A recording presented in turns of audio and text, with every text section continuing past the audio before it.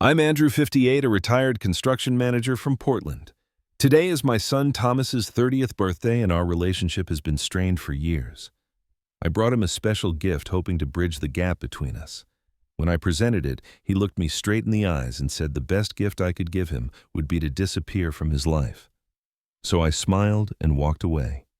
If you're watching this and have ever had to make a difficult decision about family relationships, let me know where you're viewing from, and click subscribe to join our community.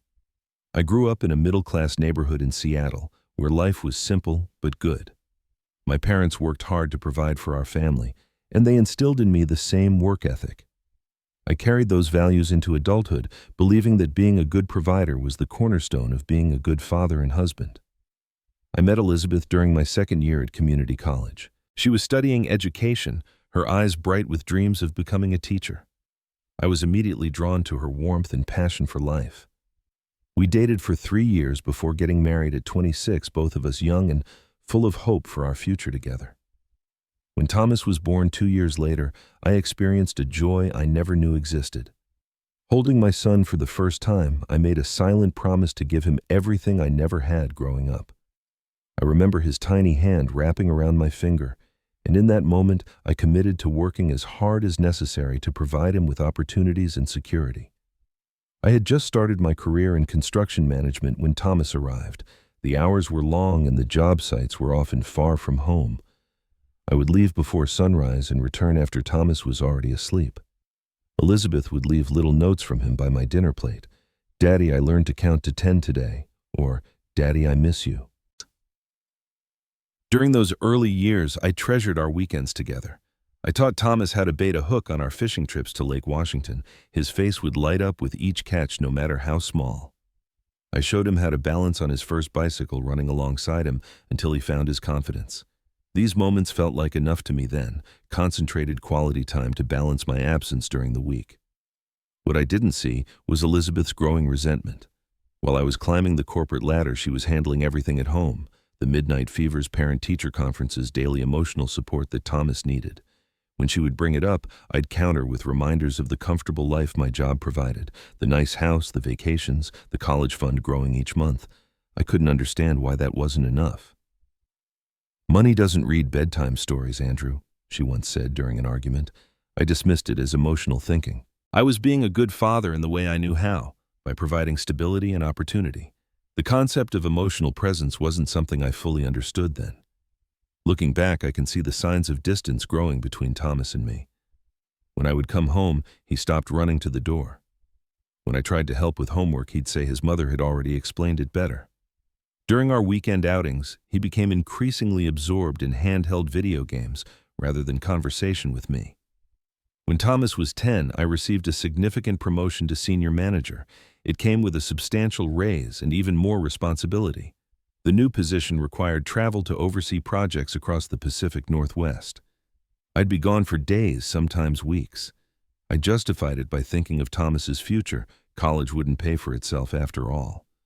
The breaking point came when Thomas was 12. I missed his birthday because of an emergency at a job site in Boise. I called and promised to make it up to him when I returned. Elizabeth's voice was cold when she handed him the phone. 2 weeks later, when I came home, she handed me divorce papers. "You've chosen your path, Andrew," she said quietly, "but I won't let Thomas think this is what a family should be." The custody battle that followed was bitter and revealing. Elizabeth's lawyer painted a picture of me as a chronically absent father who prioritized work over family. My lawyer countered with financial statements showing my generous support and the stable future I was building. In the end, the court awarded Elizabeth primary custody, with me getting every other weekend and 1 dinner visit per week.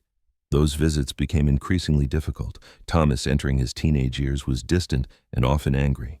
When I'd pick him up, he'd spend the first hour in silence, answering my questions with one-word responses. I tried to engage him with activities, baseball games, movies, hiking, but the connection I hoped to build remained elusive. "How's school going?" I'd ask. "Fine," he'd reply, eyes on his phone.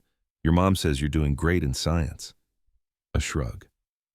"It's okay." By the time Thomas entered high school, our scheduled visits became increasingly rare.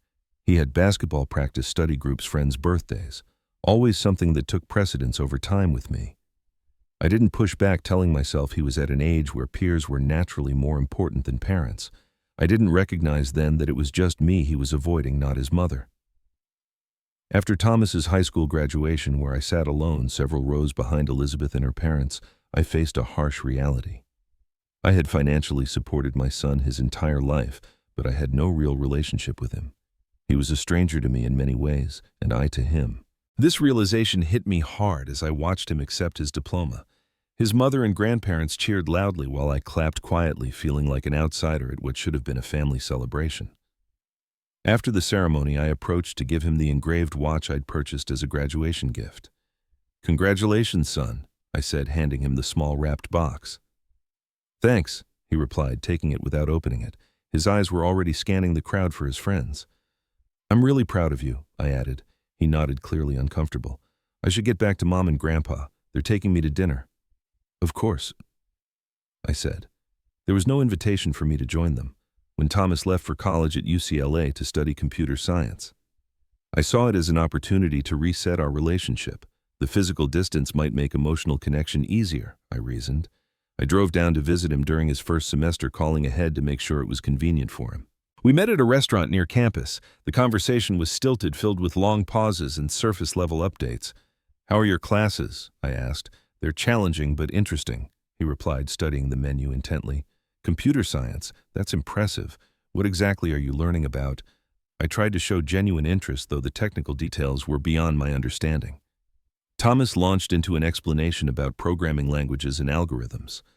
I nodded as though I understood, but we both knew I didn't. This highlighted the vast gap between us. I couldn't relate to his world, and he had little interest in mine. These awkward meetings continued sporadically through his college years. I'd make the drive down every couple of months, always initiated by me. Each time I hoped for a breakthrough, some moment where the wall between us would start to crumble. It never came. During his junior year, I missed his important coding competition due to miscommunication. He'd mentioned it in passing during our last lunch, but never followed up with details.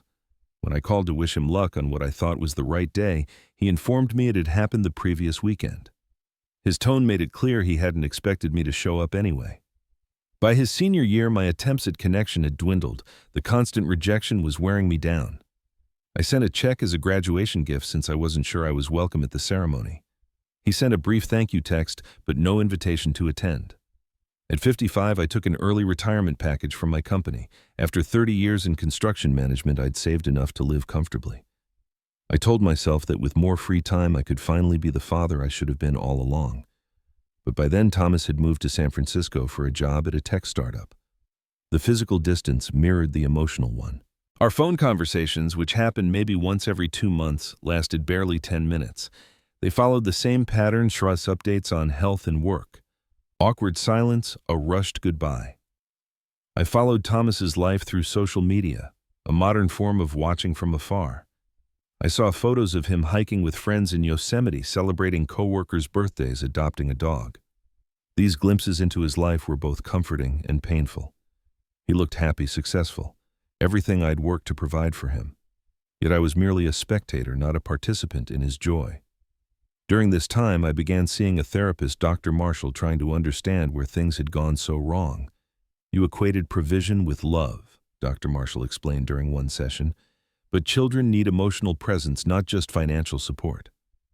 I thought I was doing the right thing, I said. My own father barely kept food on the table. I wanted better for Thomas. "And you gave him material security," Dr. Marshall acknowledged. "But emotional neglect, even when unintentional, leaves lasting scars."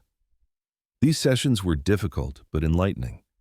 I began to understand how my absence had affected Thomas, how my prioritization of work over family events had communicated my values louder than my words ever could. After nearly a year of therapy, I reached out to Elizabeth. We hadn't spoken directly in years, communicating only through lawyers and later brief emails about Thomas. To my surprise, she agreed to meet for coffee.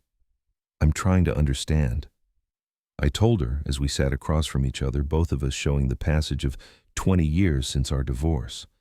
"I thought I was being a good father by providing. Where did I go so wrong?" Elizabeth looked at me with a mixture of old anger and new pity. "You weren't there, Andrew, not for the things that mattered to him. Do you know he scored the winning basket in his middle school championship?"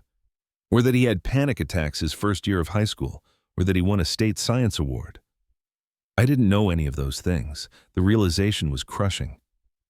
You thought weekends and vacations were enough, she continued. But parenting happens in the daily moments, helping with homework, listening to their problems, being there when they're sick or scared or proud. You can't schedule connection for when it's convenient. Her words were harsh but honest, and I needed to hear them. I left our meeting with a heavy heart but also with determination. I might have failed Thomas for most of his life, but perhaps it wasn't too late to make amends. I discovered Thomas's 30th birthday was approaching through a casual post on his Instagram. There was no reason he would have told me directly. We hadn't spoken in over 3 months. His last text to me had been a brief thanks in response to my Christmas greeting. After considerable thought, I made a bold decision. I would fly to San Francisco unannounced. It was risky, potentially unwelcome, but doing nothing had gotten us nowhere for years. If there was ever a time to make a grand gesture, a milestone birthday seemed appropriate. I spent weeks finding the perfect gift. During one of our rare good moments in his teen years, Thomas had expressed interest in vintage photography. I remembered him admiring an old Leica camera at an antique store during one of our weekend visits. It had been far too expensive back then, but now I had both the means and motivation to find something similar. After extensive searching online and in specialty shops, I found a restored 1954 Leica M3, a classic piece that was both functional and collectible. It cost nearly $4,000, but the price didn't matter to me. I wanted a gift that showed I had listened, that I remembered something that had mattered to him. Along with the camera, I wrote a letter. It took me 12 drafts before I was satisfied. I didn't make excuses for my failures as a father, but acknowledged them honestly. I expressed my regret, my love, and my hope that it wasn't too late to build something new between us. I booked a flight to San Francisco and a hotel room near Thomas's apartment in the Mission District. As the trip approached, my anxiety grew. What if he refused to see me? What if the gift seemed like a transparent attempt to buy his affection? What if my presence only ruined his birthday rather than improving it? The flight to California was turbulent, matching my internal state. I rehearsed what I might say, then abandoned the script knowing that authenticity would matter more than prepared remarks. By the time the plane landed, I had resolved to follow Thomas's lead, to listen more than speak, and to accept whatever response he offered, even rejection. I spent my first day in San Francisco walking the streets near my hotel, gathering courage and acclimating to the city my son now called home. It was so different from Portland, more diverse, more frantic, filled with young tech workers and startups. I could see why it appealed to Thomas. The morning of his birthday, I walked the 8 blocks to his apartment building, the gift carefully wrapped and the letter tucked into my jacket pocket. Standing outside the modern complex, I almost lost my nerve. What right did I have to insert myself into his life? But I'd come too far to turn back. I found his name on the directory and pressed the buzzer before I could reconsider. After a long pause, his voice came through the speaker. "Yes. Who is it?" "Thomas. It's Dad." I said, my voice surprisingly steady despite my racing heart. Another long pause. I was certain he would refuse to let me up. Then the buzzer sounded, unlocking the main door. I made my way to the 4th-floor apartment 412. When the door opened, the surprise on Thomas's face was unmistakable. He had grown a short beard since I'd last seen him, and his hair was longer. He looked like a successful young professional in his casual weekend clothes. "Dad, what are you doing here?" His tone wasn't hostile, just genuinely confused. "Happy birthday, Thomas," I said. "I know this is unexpected. I can leave if you want, but I was hoping we might talk for a little while." He stared at me for a moment, then reluctantly stepped back. "You could have called first." "I was afraid you'd say no." I admitted, stepping into his apartment. The space was beautifully furnished, minimalist but warm, with large windows offering views of the city.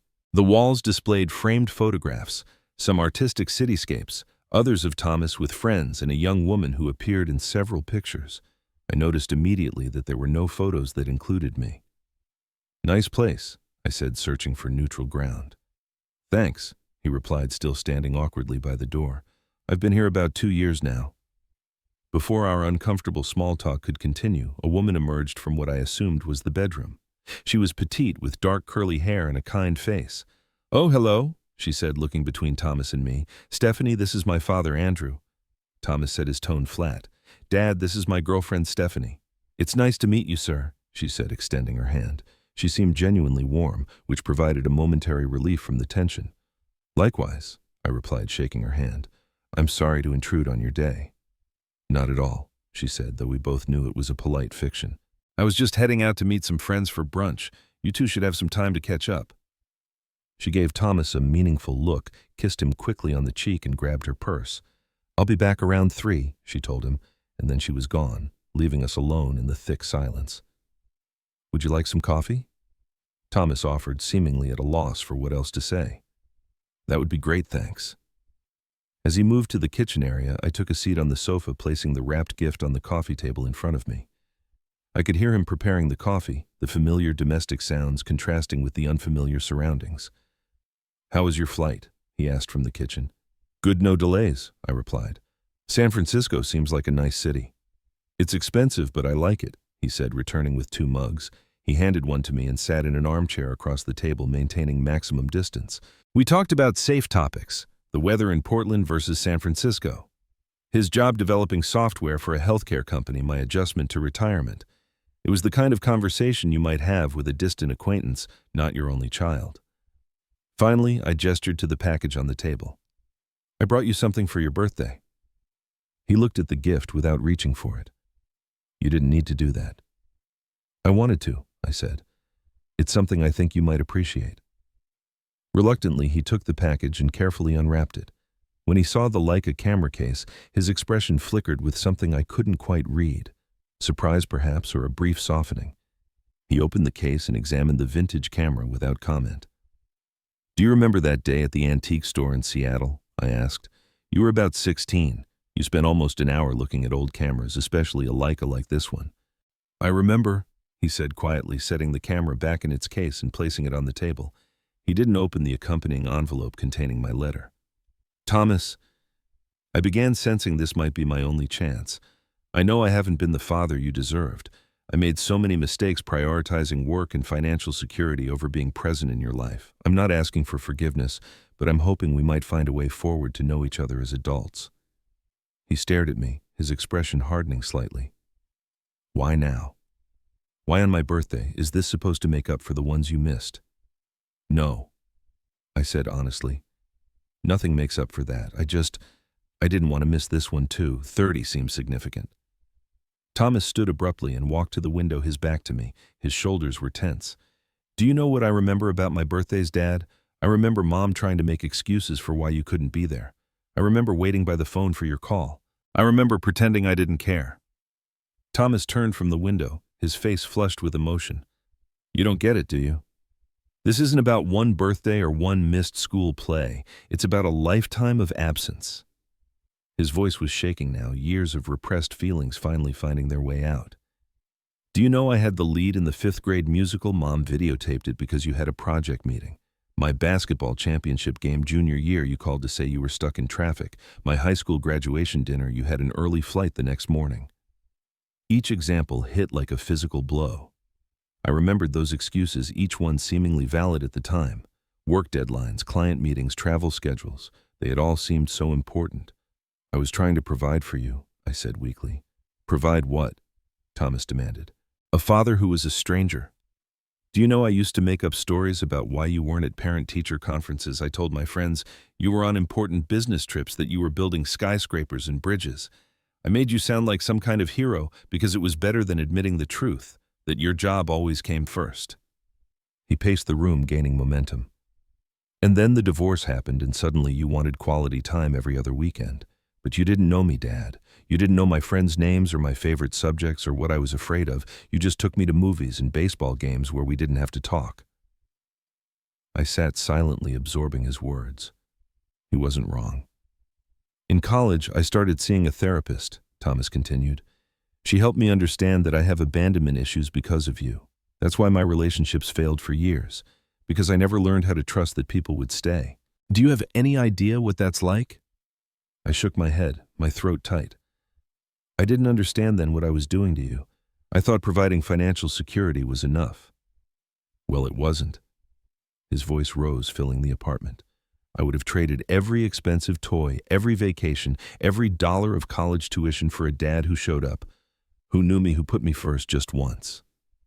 At that moment, the front door opened. Stephanie stood there, concern evident on her face. "I forgot my phone," she said, looking between us. "Everything okay?" Thomas took a deep breath, visibly trying to calm himself. "It's fine, Steph. Just having an overdue conversation." She retrieved her phone from the counter, but lingered uncertainly.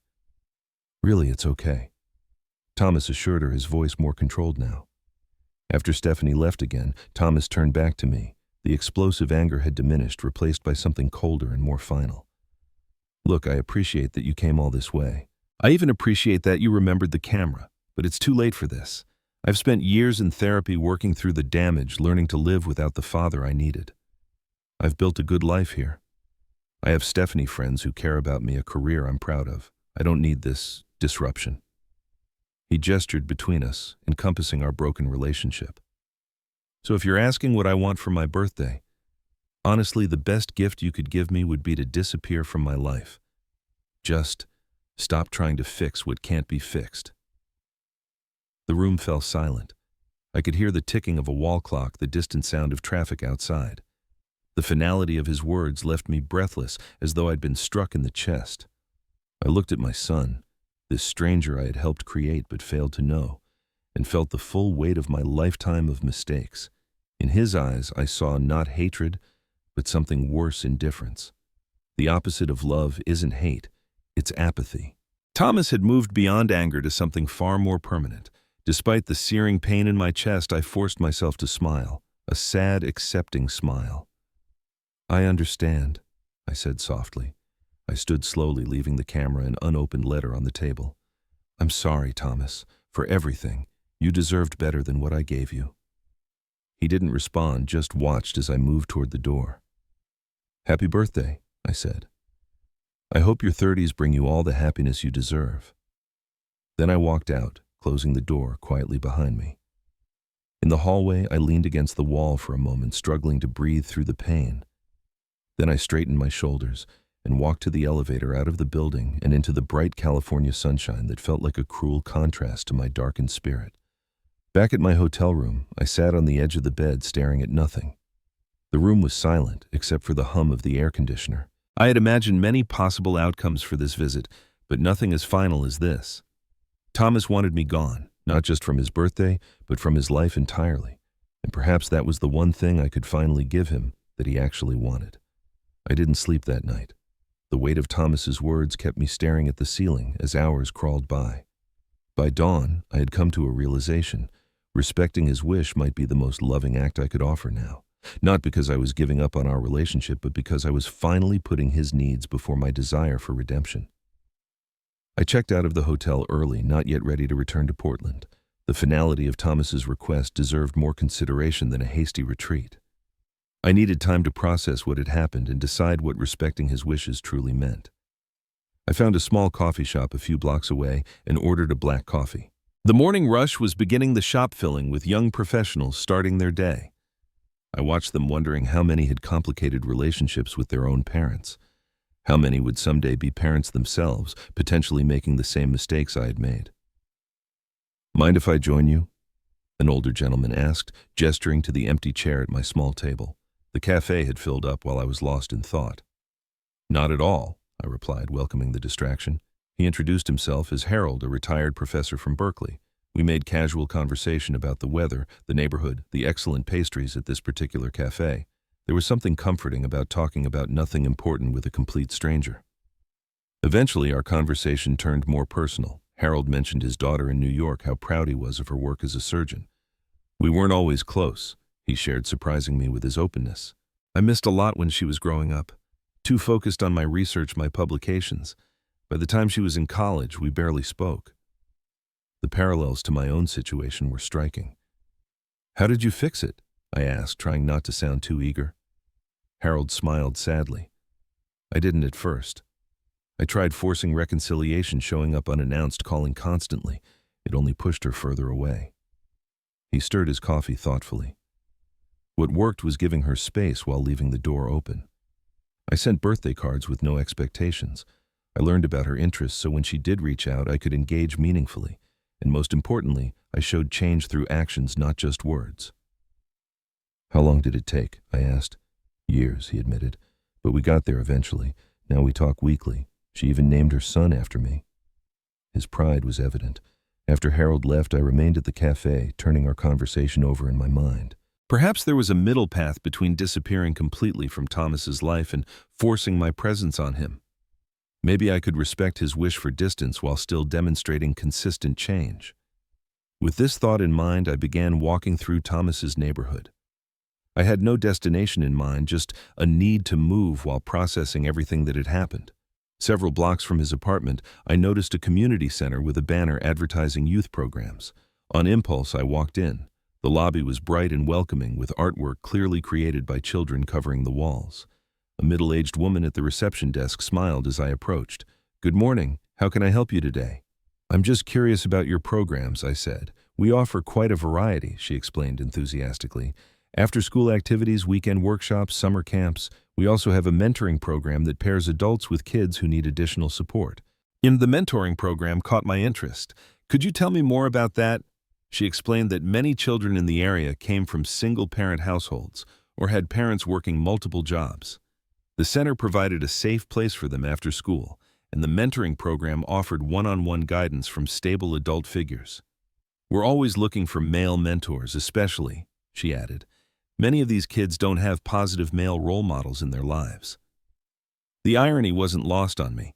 I had failed as a father, yet here was an opportunity to support children who needed what I had never provided my own son. Perhaps this was where I could channel my regret into something constructive.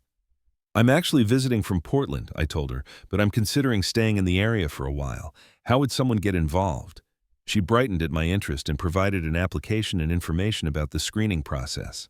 Background checks, references, training sessions, all designed to ensure the children's safety and the program's effectiveness.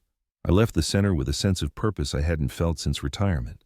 If I stayed in San Francisco, I could respect Thomas's wish for distance while doing something meaningful nearby. Not to manipulate him or force a reconciliation, but to genuinely become a better person than I had been. The decision wasn't easy. My life, such as it was, remained in Portland. My house, my few friends, my familiar routines. But what was keeping me there really? Retirement had proven lonely and purposeless.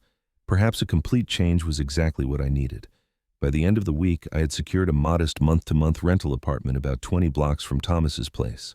Close enough to remain in his general orbit, but far enough to avoid accidental encounters that might feel like violations of his request. I arranged for my mail to be forwarded and asked a neighbor in Portland to check on my house periodically. The screening process for mentoring took several weeks. During this time, I explored my new neighborhood, finding comfort in establishing routines. Morning coffee at the corner cafe, afternoon walks in the nearby park, evenings, reading books about child development and effective mentoring. I was preparing in my way for a role I should have embraced 30 years earlier. I sent Thomas a brief email informing him that I had decided to stay in San Francisco for a while, but assuring him I would respect his request for space. I didn't mention the community center or my plans to mentor. That would have seemed manipulative, as though I were trying to score points or impress him. This wasn't about him anymore. It was about finally becoming the man I should have been all along. Finally approved as a mentor, I was matched with Miguel, a 14-year-old whose single mother worked 2 jobs to support their family. He reminded me of Thomas at that age, bright, somewhat withdrawn, with a quiet intelligence that needed nurturing. Our first meeting was awkward. Miguel was suspicious, as most teenagers would be, of an unfamiliar adult. I didn't try to force connection, but instead suggested we work on building a model airplane kit I had brought. "You like planes?" he asked skeptically. "I worked construction most of my life," I told him. "I like building things, seeing how they come together. Do you?" He shrugged non-committally, but sat down at the table. As we worked, focusing on the model rather than each other, he gradually began to talk. School was whatever. His mom was always working. His friends were okay, I guess. Typical teenage responses, but it was a start. By our 3rd weekly meeting, Miguel was waiting for me when I arrived. "I got a B+ on my math test," he announced without preamble. "That's fantastic," I said, genuinely pleased. "What helped you improve?" "That tutoring thing you showed me," he admitted reluctantly. "It actually worked." Small victories like this became the highlight of my week. I began attending Miguel's school basketball games, sitting in the stands and cheering his team regardless of whether he played much. When he mentioned interest in photography, I brought basic cameras for us to experiment with, teaching him what little I knew and learning alongside him. Throughout these weeks, I maintained my promise to Thomas. I sent brief weekly updates to his email, not expecting responses, just keeping the door cracked open should he ever want to look through it. The messages were informational, not emotional. I've settled into an apartment in Noe Valley. The neighborhood has great coffee shops. Or, I joined a book club at the local library, currently reading East of Eden.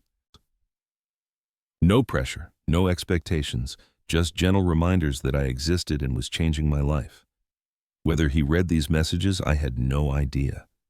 He never responded, and I didn't ask if he had received them. This wasn't about forcing communication, but about demonstrating consistency and respect for his boundaries. As weeks turned to months, my life developed new meaning through my work with Miguel and other youth at the center. I began helping with group activities beyond my one-on-one mentoring, teaching basic carpentry skills in weekend workshops, organizing a photography club for teenagers interested in visual arts. The center became my community, filling the void left by my estrangement from Thomas. 4 months into my stay in San Francisco, the community center organized a father-son basketball tournament as a fundraising event. Miguel's father wasn't in the picture, and he asked if I would participate with him. The request touched me deeply. It represented a level of trust we had built gradually over our time together. I'd be honored, I told him, though I should warn you my jump shot isn't what it used to be. That's okay, Miguel said with the first genuine smile I'd seen from him. I can carry the team. In preparation for the tournament, we practiced at the center's small court twice a week after school. I taught him techniques from my own high school basketball days, though his natural talent quickly surpassed my aging skills. These practice sessions became valuable bonding time, filled with both focused skill building and casual conversation. The day of the tournament arrived on a sunny Saturday in May. The center's gymnasium was transformed with decorations, a snack bar, and a surprisingly professional announcer system. Families filled the bleachers, creating an atmosphere of community celebration. Miguel and I had just finished our first game, a narrow victory that had him beaming with pride, when I glanced toward the entrance and froze. Thomas was walking in with Stephanie. My heart hammered in my chest as I quickly looked away, not wanting him to think I was seeking his attention. Miguel tugged at my sleeve. We won. Did you see that last shot I made? I did. I assured him, refocusing on the moment. That was incredible. You really saved us at the end there. As Miguel went to get water, I glanced discreetly toward Thomas again. Stephanie was speaking with one of the center's coordinators, and I overheard enough to understand she volunteered at the center's computer lab teaching coding basics to interested teens. Thomas stood slightly apart, scanning the room until his gaze landed on me. Our eyes met briefly across the gymnasium. I nodded once in acknowledgement but didn't approach or wave. He seemed surprised, then confused, clearly wondering what I was doing at a father-son event at the community center near his home. Miguel returned oblivious to the silent exchange. We play again in 30 minutes, he informed me excitedly. The Johnsons are tough, but I think we can beat them if we use that pick and roll you showed me. I focused entirely on Miguel and our next game, resisting the urge to look for Thomas in the crowd. This moment belonged to Miguel, and I wouldn't diminish it by dividing my attention. Our second game was against a father and son who played together regularly, their coordination evident in every move. Miguel and I held our own, communicating with increasing ease as we anticipated each other's movements. When Miguel made the winning basket in the final seconds, I forgot about everything else, lifting him in celebration as his teammates cheered. As we moved off the court to make way for the next game, I saw Thomas watching from the sidelines. He hadn't left, which surprised me. Miguel was called over by his friends, leaving me momentarily alone as I gathered our water bottles and towels. Andrew. I turned to find Stephanie standing beside me, her expression friendly but cautious. Hello, Stephanie, I replied, trying to mask my surprise. I didn't expect to see you here, she said. I've been volunteering at the center, I explained simply. Miguel is my mentee through their youth program. She nodded thoughtfully. I teach computer skills here on Thursdays. Small world. She hesitated before continuing. I should tell you, I read your emails to Thomas. My chest tightened. I hope that doesn't feel like an invasion. I just wanted him to know I'm respecting his wishes while keeping a door open. Actually, she said, glancing toward Thomas, who stood at a distance, I think they've made an impression. He hasn't said much, but he's looked you up online. He knows about your volunteer work here. This revelation stunned me. He has... She nodded. The director mentioned you in their newsletter last month, the carpentry workshop you ran for the teens. Thomas saw it. I didn't know how to respond to this information. I hadn't volunteered for Thomas's benefit or to manipulate him into reconciliation. It had been about personal growth, about finally being the kind of man who showed up consistently for others. He's still processing a lot. Stephanie continued, her voice gentle. But seeing you today with Miguel, I think it's giving him something to think about. Before I could respond, Thomas approached hesitantly. Stephanie squeezed my arm encouragingly and stepped away, giving us space. Dad. Thomas said the word, sounding strange after months of silence between us. Thomas, I replied, careful not to overstep. It's good to see you. He glanced toward the court where Miguel was shooting baskets with friends. That's your mentee. I nodded. Miguel, great kid. Smart, good at basketball. Reminds me of you at that age, actually. A flicker of something crossed his face. Not quite warmth, but not the cold indifference of our last encounter either. How long have you been volunteering here? About 3 months now, I said. It's been healing, I guess, trying to be for these kids what I should have been for you. He absorbed this without comment. The silence stretched between us, less hostile than before, but still weighted with unresolved history. Stephanie says you're good with the kids here, he finally said. The director, too. I'm trying, I replied honestly. Learning as I go. Miguel called to me from across the court, signaling our next game was about to start. I should get back, I told Thomas. It was good to see you. He nodded, still reserved, but noticeably less tense than during our birthday confrontation. Maybe we could talk sometime. Not now, but sometime. The simple suggestion, not a commitment, barely even an opening, felt monumental. I'd like that, I said, careful to keep my tone neutral, not pushing. As I turned to join Miguel, Thomas added, good luck with your game. It wasn't forgiveness or reconciliation. It wasn't even a definite plan to meet. But it was something, a tiny crack in the wall that had seemed impenetrable just months before. The tournament continued through the afternoon. From the corner of my eye, I occasionally noticed Thomas watching our games before he and Stephanie eventually left with a small wave in my direction. That wave carried more hope than I'd felt in years. In the month following the basketball tournament, I continued my regular routine at the community center. Miguel's grades improved steadily, and his confidence grew both on and off the basketball court. I found unexpected fulfillment in watching his progress, knowing I was contributing positively to his development. It couldn't make up for my failures with Thomas, but it was meaningful in its own right. I maintained my weekly emails to Thomas, still brief and informational, never pushing for response. Then one Tuesday morning, nearly 5 weeks after the tournament, a notification appeared on my phone that stopped me mid-breakfast. A text from Thomas, coffee this Saturday at Ritual on Valencia, 10 a.m. My hands trembled slightly as I responded with a simple, I'll be there. I didn't allow myself to build extravagant hopes around this invitation, knowing that one coffee meeting didn't erase decades of hurt. Still, it was more than I had dared to expect after our last confrontation. Saturday arrived with clear skies and mild temperatures. I arrived at the coffee shop 20 minutes early, too anxious to sit at home waiting. I chose a table near the window, visible from the entrance but not too prominent. When Thomas walked in precisely at 10, I took it as a positive sign. He hadn't changed his mind. Hi, he said, sliding into the seat across from me. He looked well-rested, dressed casually in jeans and a light sweater. Hi, I replied. Thanks for suggesting this. He nodded, his expression guarded but not hostile. I thought it was time we talked. We ordered coffee, the familiar ritual providing a momentary buffer against the weightier conversation to come. When the barista delivered our drinks, Thomas took a careful sip before speaking. I read your letter, he said, the one you left with the camera. I hadn't known if he'd opened it or thrown it away. I meant every word. I believe you do, he said, surprising me. Now, anyway, he traced the rim of his mug with one finger.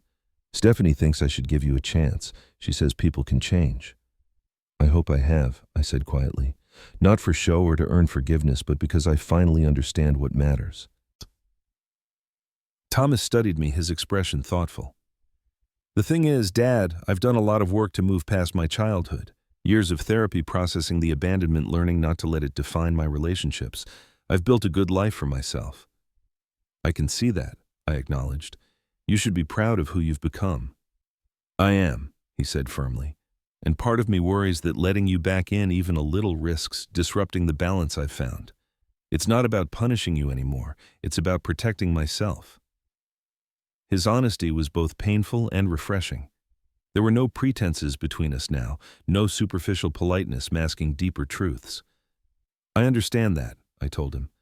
And I want you to know that whatever you decide, I respect it. If after today you decide this was a mistake, I'll honor that. But if you're open to taking small steps, I'd like to try to know the man you've become. Thomas sipped his coffee, considering my words. I saw you with that kid at the tournament, he said. Miguel right, you looked different. The way you focused on him encouraged him. It wasn't what I expected. Miguel has taught me more than I've taught him, I admitted. About being present, about listening, about showing up consistently even when it's inconvenient. That's what struck me, Thomas said. You never seemed inconvenienced by him. You seemed invested. The unspoken comparison to my parenting hung between us. I was given a second chance to get it right, I said carefully. Not to replace what I missed with you. Nothing can do that. But to finally learn what I should have known 30 years ago. Thomas nodded slowly. I'm not ready for father-son fishing trips or holiday dinners, he warned. But maybe we could try this again. Coffee conversation, small steps. It was more than I deserved, and we both knew it. I'd like that very much. We spent the next hour in cautious conversation. Thomas shared details about his work that I made genuine efforts to understand. I told him about my mentoring experiences without trying to score points for my volunteer work. We discovered a shared interest in photography that might provide common ground moving forward. As we prepared to leave, Thomas surprised me again. Stephanie and I are engaged, he said. We're planning a small ceremony next spring. Congratulations, I said sincerely. She seems wonderful. She is, he agreed. Then, hesitantly, it's too early to talk about this, but maybe if things continue in a positive direction between us, you might be there. The possibility of attending my son's wedding, an event I had assumed I would experience only through social media glimpses, left me momentarily speechless. That would mean the world to me, Thomas. But it's your day, and I want whatever makes it perfect for you and Stephanie. He nodded, seemingly satisfied with my response. We parted with an awkward handshake that was neither warm nor cold, simply appropriate for where we stood at the very beginning of a long and uncertain road. Over the following months, our cautious reconnection continued. We met for coffee every few weeks, each conversation a little less guarded than the last. I met Thomas and Stephanie for lunch one Sunday, the three of us navigating this new dynamic together. Stephanie's natural warmth helped bridge the awkward moments, her genuine affection for Thomas and her willingness to know me, creating space for healing. Meanwhile, my work at the community center expanded. Miguel's grades improved enough for him to make the honor roll for the first time, an achievement we celebrated with ice cream and a photography expedition to Golden Gate Park. Other teens began seeking me out for carpentry lessons or just conversation with an adult who listened without judgment. The director offered me a part-time position coordinating the mentorship program, which I accepted gratefully. The modest salary supplemented my retirement income, but more importantly, it gave structure and purpose to my days. For the first time in my life, I measured success not by projects completed or money earned, but by moments of connection and growth. One evening, as Miguel and I worked on college application essays, planning ahead as he was determined to be the first in his family to attend, he asked me a question that stopped me short. Why didn't you do this stuff with your own son? The directness of teenage curiosity. I considered deflecting but opted for honesty. I made the worst mistake a father can make. I told him. I thought providing financially was enough. I didn't understand that being physically present but emotionally absent is its own form of abandonment. Miguel nodded thoughtfully. My dad sends money sometimes, he said, but he's never seen me play basketball or asked about school or anything.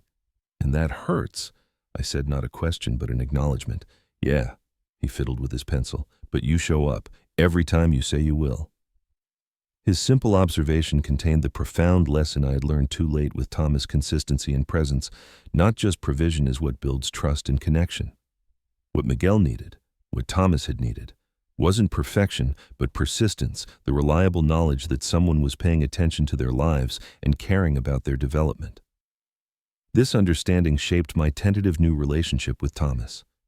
I didn't try to reclaim lost years or force intimacy that hadn't been earned. Instead, I focused on being consistently present in the limited ways he allowed, responding promptly to texts, remembering details he shared about work projects, showing genuine interest in his life without overwhelming him with my own need for connection. 3 months after our first coffee meeting, Thomas called rather than texted, an unprecedented occurrence. "Stephanie and I would like you to join us for dinner this weekend," he said, "at our place." "I'd love to," I replied, trying to contain my surprise and joy. And he continued, "We've been talking about the wedding. If you're comfortable with it, I think I'd like you to be there, not walking me down the aisle or anything," he clarified quickly, "but present, as my father." The simple acknowledgement of our relationship, my father rather than just Andrew, felt like a gift I had no right to expect. "Thank you, Thomas." I managed my voice thick with emotion. "That means more than I can express." The journey of rebuilding trust with my son continues daily with small steps forward and occasional steps back. I don't expect complete healing or perfect reconciliation. Some wounds leave permanent scars. But where once there was only absence and regret, there now exists possibility. My work with Miguel and other teens at the community center has become the center of my life, filling a void I once tried to fill with career advancement and financial success. I've learned that mentorship is not about fixing or saving, but about walking alongside, offering guidance when asked and support when needed. It's what fatherhood should have been all along. Thomas and I now text weekly and meet monthly. We're building a new relationship as adults, different from the father-son bond we might have had, but valuable in its own way. When he asks about my mentoring work, I hear genuine interest rather than obligation. When I ask about his projects or wedding plans, he shares with increasing openness. Recently, he invited me to help with a photography project he's developing, our first collaborative effort in decades. The vintage Leica camera I gave him on that painful birthday now sits on his desk, occasionally used and appreciated for what it is, not a replacement for lost time, but a bridge to new possibilities. I've learned that sometimes disappearing, or at least stepping back, is necessary for someone to see you clearly. By respecting Thomas's initial request for distance while demonstrating consistent change, I gave him space to reconsider our relationship on his own terms without pressure or manipulation. The most profound lesson has been about the nature of fatherhood itself. It isn't about genetic connection or financial provision, though those matter. It's about consistent presence, showing up day after day in ways that communicate value and investment. It's about seeing your child as they are, not as an extension of yourself or your ambitions. It's about listening more than speaking, supporting more than directing. I failed at these fundamentals with Thomas for 30 years. No amount of retrospective wisdom can reclaim that lost time. But through my work with Miguel and other teens, and through my careful rebuilding with Thomas, I found that redemption sometimes comes not from erasing past mistakes, but from ensuring they inform a better future. If you're watching this and struggling with broken family relationships, I hope my story offers both caution and hope. The caution: don't wait until it's almost too late to prioritize what truly matters. The hope: even the deepest wounds can begin to heal with time, respect, and genuine change. Have you experienced healing in a damaged relationship? What helped make it possible? Let me know in the comments below, and please subscribe if this story resonated with you. Your support helps me share more stories of real-life lessons learned the hard way. Thank you for listening, and remember, it's never too late to become the person your loved ones need you to be.